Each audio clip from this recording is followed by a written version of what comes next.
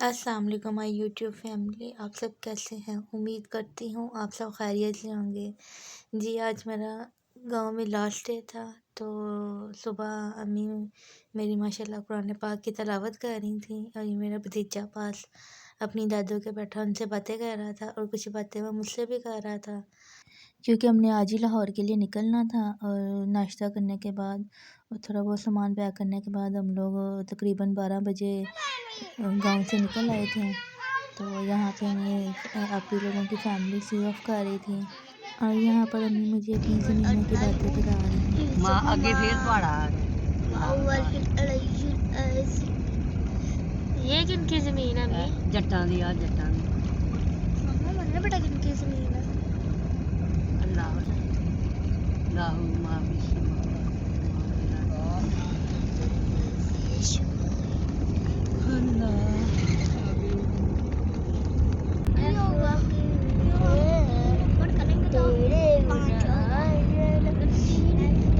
इधर साड़ियां पैड़ियां ऐ नहीं साड़ियां जेह्ड़ियां मुरब्बे दे नाल ने? और लंघ गया आ भट्ठे दे नाल ही हाँ जी, लंघ गया करे हाँ पीछे लंघ गया माशाल्लाह। ऐ सुल्तान दी हाल ऐ ज़मीनां किन्नी है? नसरीन दी अच्छा, खाला नसरीन दी है? सही माशाल्लाह। अगे डोगरा दी। यहाँ पर मेरी अम्मी अपनी पुरानी यादें ताज़ा करते हुए, क्योंकि मेरी अम्मी यहाँ पर पली बड़ी थी। चीशावतनी शहर से निकलने के बाद थोड़ा आगे जाके पेट्रोल पंप से मेरे हस्बैंड गाड़ी में पेट्रोल डलवा रहे थे और वो कहते अच्छा होता है कि ये ना हो कहीं बीच रास्ते में हम लोगों को परेशानी हो।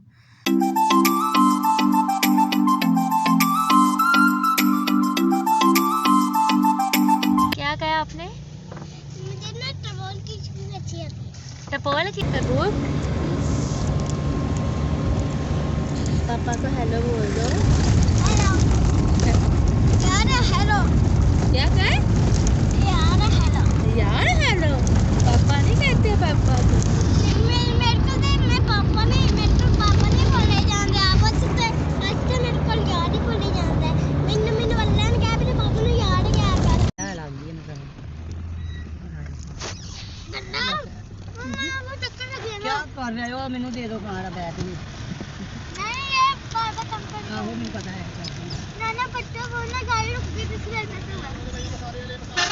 लिया मसाले वाला ये मसाला अमरूद खाने नहीं बहुत पसंद है। अच्छा बहुत पसंद है मैनू ले लेने आंदा भाई आ ले नहीं इसको दे मरूद।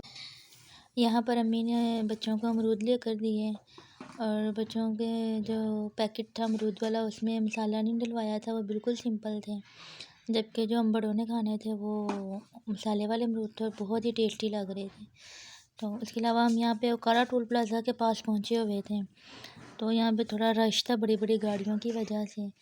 तो यहाँ पर टोल टैक्स देने के बाद जैसे ही हमने ओकारा टोल प्लाज़ा क्रॉस किया तो आगे मोटरवे शुरू हो जाते हैं और जब हम मोटरवे के ऊपर गाड़ी जा रही थी तो थोड़ा ही आगे जाने पर हमारी गाड़ी का टायर ना पंक्चर हो गया और हम लोग काफ़ी ज़्यादा परेशान हुए। पहले तो हम लोग अपनी मदद आपके तहत गाड़ी का टायर हम लोगों ने चेंज किया, तो लेकिन जो हमारे पास एक्स्ट्रा टायर था चूँकि वो पत्तों के जाते हुए पहले ही हमारा पंक्चर हो चुका था, इस वजह। इसके बाद मेरे हस्बैंड ने एक ट्रैक्टर वाले से लिफ्ट लेकर चले गए थे टायर को पंक्चर लगवाने के लिए। तो मैं यहाँ पर बाहर खड़ी हो गई, यहाँ पे छोटा सा व्यू ले रही थी, बहुत ही ज़बरदस्त किस्म का व्यू था और कुछ लोग यहाँ पर खेतों में कटाई भी कर रहे थे। तो थोड़ा सा मैंने गौर से देखा तो सामने एक दरख्त के पास ना यहाँ पे कुछ लोग ना शहद उतार रहे थे, तो उसके लिए उन्होंने एक बांस के ऊपर बड़ा सा कपड़ा चढ़ा के ना उसको आग लगा के ना तो शहद की मक्खियों को भगा रहे थे। और बहुत मुश्किल काम होता है ये, शहद हासिल करना कोई आसान काम तो नहीं है खैर, लेकिन सर्दियाँ तो चूँकि शहद की मांग भी बहुत ज़्यादा होती है, इस वजह से गांव के लोग के लिए तो खालिश और साफ़ सुथरा शहद उनको अपने पास से ही मैसर हो जाता है। और उसके अलावा यहाँ पर मोटरवे के ऊपर से बहुत बड़ी बड़ी गाड़ियाँ भी जा रही थी। उसके बाद अल्लाह का शुक्र कि हमारे गाड़ी का टायर का पंक्चर लग गया, तो हम लोगों ने सफ़र दोबारा शुरू किया। और बच्चों को चूँकि भूख भी लग चुकी थी, इस वजह से वो दोबारा अमरूद खाना शुरू हो गए थे।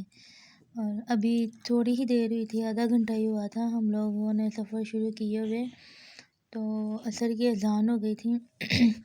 और थोड़ा ही आगे जाते हुए हमारी गाड़ी का दोबारा से टायर पंक्चर हो गया था। और इतनी ज़्यादा परेशान हो रही थी ना मैं कि ये हमारे साथ क्या हो रहा है। परेशानी की वजह तो बनती थी, सफ़र शुरू किया हुआ था 12 बजे से और हम लोगों को इधर मगरिब हो चुकी थी, लेकिन अभी तक हम अखाड़े के ही अंदर घूम रहे थे।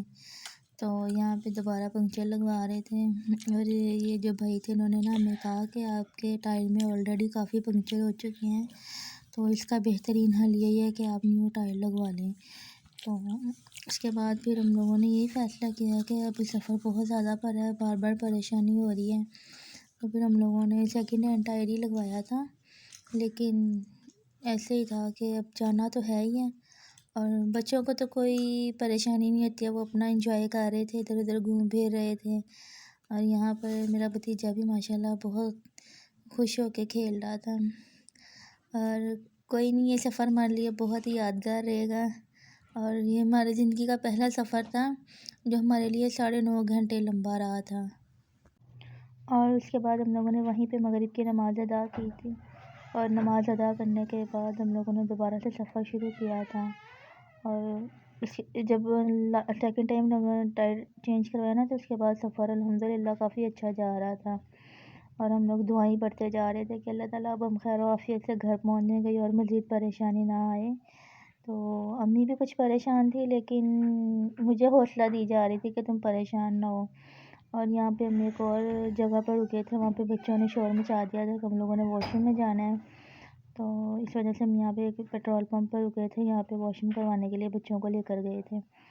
और ये देखें सामने बादलों में चाँद भी कितना प्यारा लग रहा है, खूबसूरत सा मंज़र था। और एटलीस्ट अल्हम्दुलिल्लाह हम लोग 8:30 बजे लाहौर ठोकर पे पहुँच गए थे, और इसके बाद से 1 घंटा आगे का सफ़र हमारे घर तक होता है।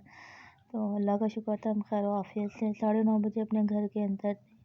काफ़ी थकावट वाला सफ़र था, और उसके बाद मैंने कोई भी क्लिप्स नहीं बनाए थे, थकावट बहुत ज़्यादा हो चुकी थी। हम लोगों ने बस खाना खाया और चाय वगैरह पी के सो गए थे।